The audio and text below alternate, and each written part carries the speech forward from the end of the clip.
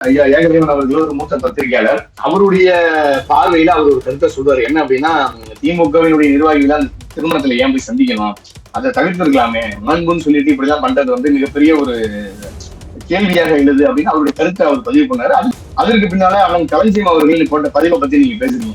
இப்ப நம்ம ஒரு விடயத்தை பார்க்கணும். கிட்டத்தட்ட 15 ஆண்டுகளாக தமிழ் தேசிய அரசியலுக்காக உழைத்த இவர்கள் இத்தனை நாட்களாக நல்ல விஷயங்களை பேசும்போது நம்ம ஏற்றுக்கிட்டோம்னா, அவர்கள் சொல்லக்கூடிய இந்த இது தவறா இருக்குங்க, இந்த இதை மாத்திக்கணும்னு சொல்லக்கூடியதையும் நம்ம ஏற்றுக்கிட்டுதான் ஆகணும்.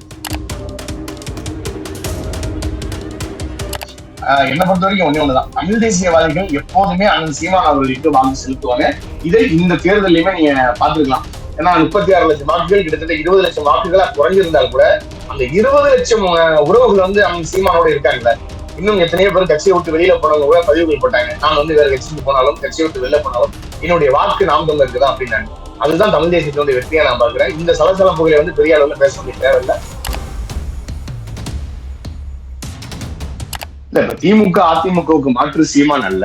திமுக அதிமுக தமிழக வெற்றி கழகம் தாவேக, இந்த மூன்றுக்கும் மாற்றுதான் சீமான்னு இன்னைக்கு மக்கள் சொல்றாங்க. நீங்க என்ன நினைக்கிறீங்களோ தெரியல. தமிழக வெற்றி கழகத்துக்கு வாக்கு செலுத்திய அத்தனை பேரும் தன்னுடைய மனசாட்சியில் கையை வச்சு சொல்றது என்னன்னா, நாங்க ஒரு 10-15 தொகுதி விஜய் வெல்வாரு. ஏன்னா விஜய் வந்து மிகப்பெரிய அளவுல விமர்சனத்துக்கு உள்ளானாரு. அவரு தோத்தரக்கூடாது, அவர் எப்படியாவது வெற்றி பெறணும்னா நாங்க எல்லாம் எங்க குடும்பத்தில் இருக்கிறவங்க எல்லாருமே ஓட்டு போட சொன்னோம். ஆனா 108 இடங்கள்ல விஜய் ஜெயிப்பாருங்கிறத நாங்க கனவுல கூட எதிர்பார்க்கல. அதுவும் தமிழ்நாட்டுடைய முதலமைச்சர் வருவார்னு நாங்க சிறிதும் எதிர்பார்க்கல அப்படின்னு எல்லாரும் சொல்றாங்க. இதுதான் உண்மை. திமுக அதிமுக இன்னும் பல கட்சிகளை சேர்ந்தவர்கள் சொல்றாங்க, சீமான் 15 வருஷமா கட்டுறாருங்க. உண்மையாகவே இந்த மண்ணுக்காக மக்களுக்காக போராடி இருக்காரு. அவரையாவது ஜெயிச்சு உள்ள அனுப்பியிருக்கணும். நாம் தமிழர் கட்சி ஆட்சி அமைக்கிறாங்க கூட சீமான் ஒருவராவது சட்டமன்றத்துக்கு போயிருக்கணும்னு பேசுறாங்க. இந்த முறை சீமான் சட்டமன்றத்துக்கு அம்பாசமுத்திரம் தொகுதியில் பொது வேட்பாளர்கள்ல ஒரு பொதுவான வேட்பாளராக, இந்த மண்ணுக்கும் மக்களுக்குமான ஒரு வேட்பாளராக, இந்த மக்களுடைய பிரச்சனையை சட்டமன்றத்தில் பேசக்கூடிய ஒரு வேட்பாளராக வெற்றி பெற்று உள்ள போவாரு. சட்டமன்றம் என்பது அதுக்கு பின்பாக எப்படி இருக்குங்கிறத நீங்க கவனிச்சு பாருங்க. அதுதான் உண்மையான ஒரு சட்டமன்றமாக இருக்கும்னு நான் நினைக்கிறேன். அரசியல் கருத்து நேயர்களுக்கு வணக்கம். இன்று நம்மோடு இணையும் சிறப்பு ஊடகவியலாளர் திரு அம்சத் அவர். சமீபத்தில் பேசக்கூடிய சில விஷயங்கள், சோசியல் மீடியாவில் பார்க்கக்கூடிய சில விஷயங்கள், சீமான் அவர்களுக்கும் அவர்கள் தம்பிகளுக்கும் இடையே இப்போ ஏதாவது மோதல் போதா அப்படின்ற ஒரு கேள்வி இருக்குது. ஏன்னா ஐயா ஏகலைவன் நேற்று வந்து ஒரு காணொலியில் அவருக்கு அதிருப்தி இருக்குன்ற மாதிரி பேசுகிறாரு. களஞ்சியம் அவர்கள் வந்து இன்று ஒரு போஸ்ட் போட்டாரு, அது சர்ச்சைக்குரிய விதமாக மாறி இருக்கு. என்ன நடக்குது நாம் தமிழர் கட்சியில்? இல்ல, அப்படியா இல்ல. ஐயா ஏகதேவன் அவர்கள் ஒரு மூத்த பத்திரிகையாளர். அவருடைய பார்வையில அவர் ஒரு கருத்தை சொல்றாரு. என்ன அப்படின்னா, திமுகவினுடைய நிர்வாகிகள் திருமணத்துல ஏன் போய் சந்திக்கணும், அதை தவிர்த்திருக்கலாமே, நண்புன்னு சொல்லிட்டு இப்படிலாம் பண்றது வந்து மிகப்பெரிய ஒரு கேள்வியாக எழுது அப்படின்னு அவருடைய கருத்தை அவர் பதிவு பண்ணாரு. அதுக்கு நாம் தமிழர் கட்சியினுடைய மாநில ஒருங்கிணைப்பாளர் ஒருவரும் பதில் சொன்னாரு. ஆனா அந்த பதில் ஒரு அநாகரிகமான முறையில பதிலாக இருந்தது. அது ஒரு நாகரிகமான ஒரு பதிலாக சொல்லியிருக்கலாம். அதற்கு பின்னால அவன் களஞ்சியம் அவர்கள் போட்ட பதிவை பத்தி நீங்க பேசுறீங்க. இப்ப நம்ம ஒரு விடயத்தை பார்க்கணும்.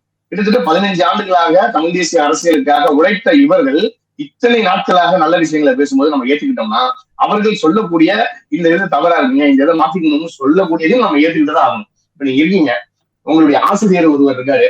உங்க ஆசிரியர் உங்களுக்கு பாடம் நடத்திக்கிட்டே இருக்காரு. அவர் சொல்லக்கூடிய நல்ல செய்திகள் எல்லாம் நீங்க கேட்டுக்கிட்டே இருக்கீங்கன்னா, அவர் வந்து என்னைக்காவது ஒரு நாள் தம்பி இதை மாத்திக்கீங்க, இது தப்பா இருக்குன்னு உங்ககிட்ட சொன்னா நீங்க மாத்திப்பீங்களா இல்லையா? நிச்சயம் மாத்திக்கணும். அவ்வளவுதான்.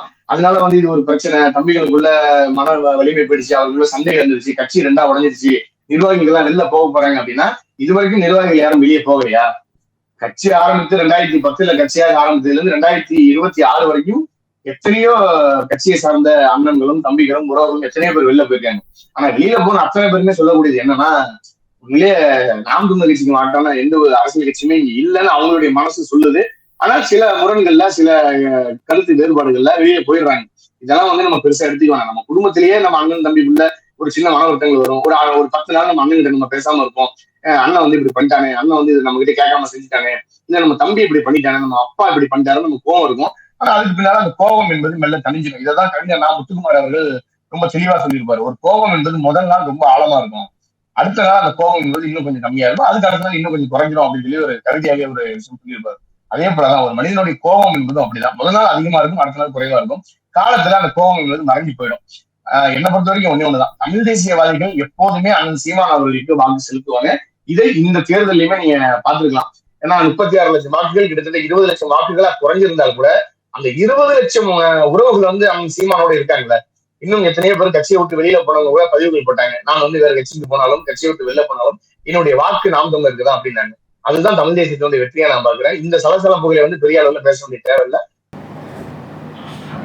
ஆனால் சார், இப்போ இடைத்தேர்தல் நெருங்கிட்டு வர வேலையில் இந்த மாதிரி நிர்வாகிகள் அதிருப்தியாக இருக்காங்கன்ற செய்திகள் வந்து வெளியே பரவுறது வந்து ஒரு பேக் ஃபயரையோ இல்லை செட்பேக்கையோ ஏற்படுத்தக்கூடிய ஒரு விஷயம் தானே நாம் தமிழர் கட்சிக்கு? பரப்புறது யாருன்னு பாத்தீங்கன்னா இந்த ரூட் மாஃபியா மீடியாக்கள் தான். இந்த மீடியாக்கள் என்ன பண்றாங்க அப்படின்னா, நான் ஏற்கனவே சொன்னதுதான், நாம் தமிழர் கட்சியினுடைய கொள்கைகளையோ அவருடைய செயல்பாட்டுகளையோ ஒருபோதும் இந்த மக்கள்கிட்ட கொண்டு போய் இந்த மீடியாக்கள் சேர்க்காது. ஆனா என்ன பண்ணுவாங்க அப்படின்னா, சீமான் வந்து உதயநிதியை சந்திச்சா உடனே சீமான் உதயநிதியை சந்திச்சிட்டாரு பாத்தீங்களா, திமுகவோடு கைகோர்த்த சீமான் அப்படின்னு எத்தனையோ தமிழ்நாடு வச்சு எத்தனையோ காணொலிகள் இந்த இணையதளங்களை சுற்றுறதை நம்ம பார்க்கிறோம்.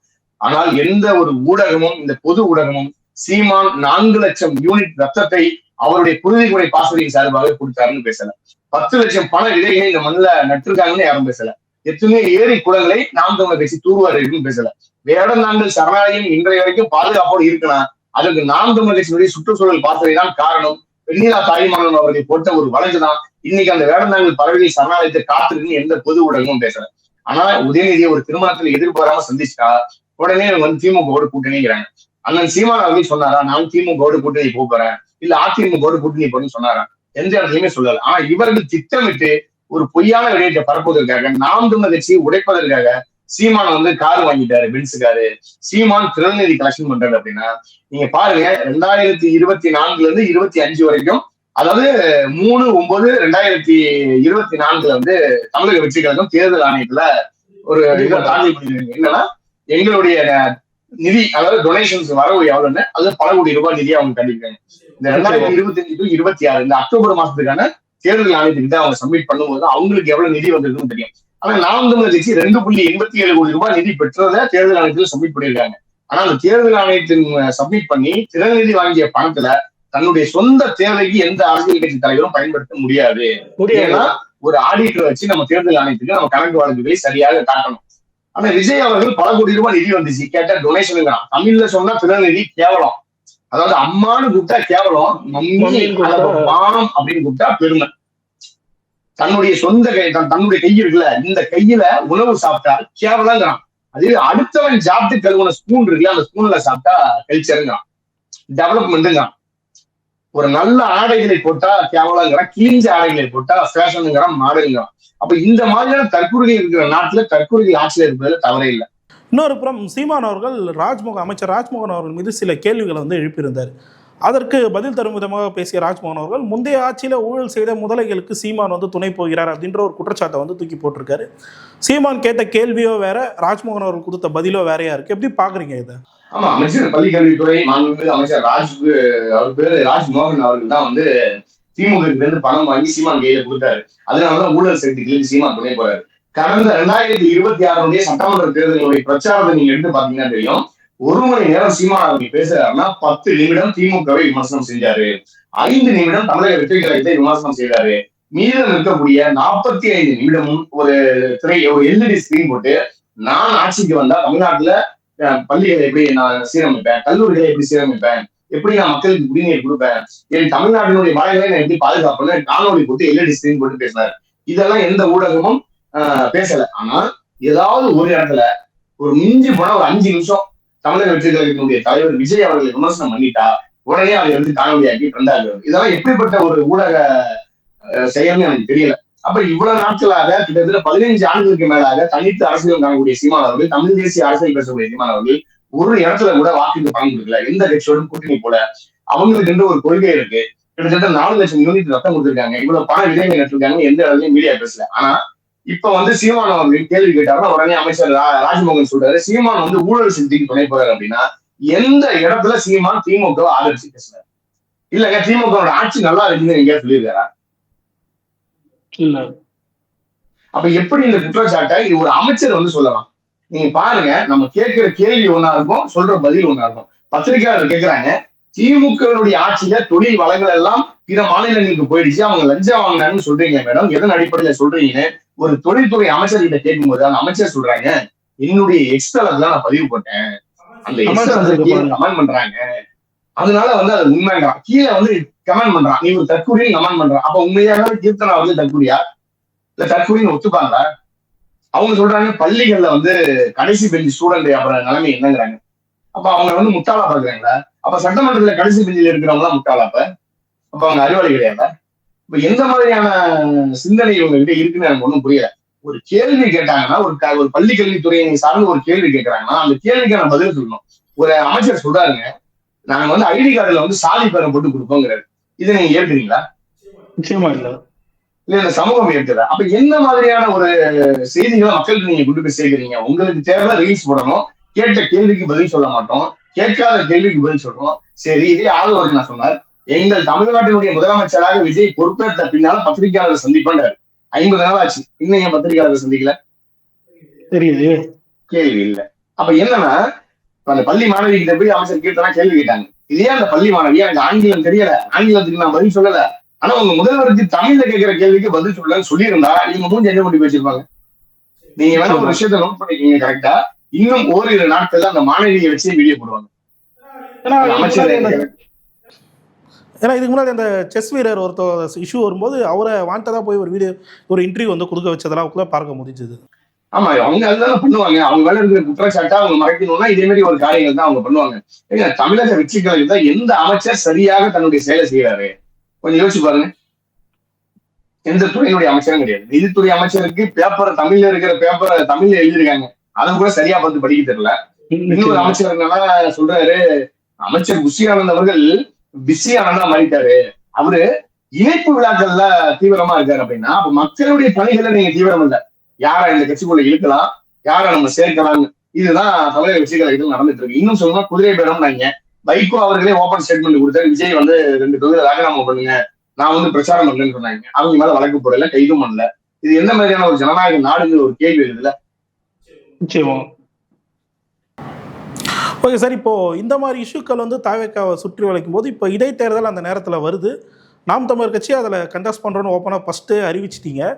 இப்போ என்ன கேள்வினா, திமுக மேலே இருக்கக்கூடிய ஆன்டி இன்கமன்சினால தான் தாவேக்கா ஆட்சிக்கு வந்திருக்கு. இப்போ தாவேக்கா மேலே ஆன்டி இன்கமன்சி நாளுக்கு நாள் அதிகரிக்கிறது நாம் தமிழர் களத்தில் சாதகமாக அமையும் நினைக்கிறீங்களா? இல்ல, இப்ப திமுக அதிமுகவுக்கு மாற்று சீமான் அல்ல, திமுக அதிமுக தமிழக வெற்றி கழகம் தாவேக்கா, இந்த 3க்கும் மாற்றுதான் சீமான்னு இன்னைக்கு மக்கள் சொல்றாங்க. நீங்க என்ன நினைக்கிறீங்களோ தெரியல. தமிழக வெற்றி கழகத்துக்கு வாக்கு செலுத்திய அத்தனை பேரும் தன்னுடைய மனசாட்சியில் கையை வச்சு சொல்றது என்னன்னா, நாங்க ஒரு 10-15 தொகுதி விஜய் வெல்லுவாரு, ஏன்னா விஜய் வந்து மிகப்பெரிய அளவுல விமர்சனத்துக்கு உள்ளானாரு, அவரு தோத்தரக்கூடாது, அவர் எப்படியாவது வெற்றி பெறணும்னா நாங்க எல்லாம் எங்க குடும்பத்தில் இருக்கிறவங்க எல்லாருமே ஓட்டு போட சொன்னோம். ஆனா 108 இடங்கள்ல விஜய் ஜெயிப்பாருங்கிறத நாங்க கனவுல கூட எதிர்பார்க்கல, அதுவும் தமிழ்நாட்டுடைய முதலமைச்சர் வருவார்னு நாங்க சிறிதும் எதிர்பார்க்கல அப்படின்னு எல்லாரும் சொல்றாங்க. இதுதான் உண்மை. இப்ப நீங்க பாருங்க, தமிழக வெற்றி கழகம் திமுக அதிமுகவுக்கு மாற்றா இருக்குன்னு நினைச்சுதான் மக்கள் வாக்கு செலுத்தினாங்க. ஆனா இன்னைக்கு அதே மக்கள் சொல்றாங்க, சீமான் சட்டமன்றத்துக்கு போயிருக்கலாம்ங்க, 15 வருஷமா அந்த மனுஷன் பேசுறாருங்க, அவரு ஒரு அரசை.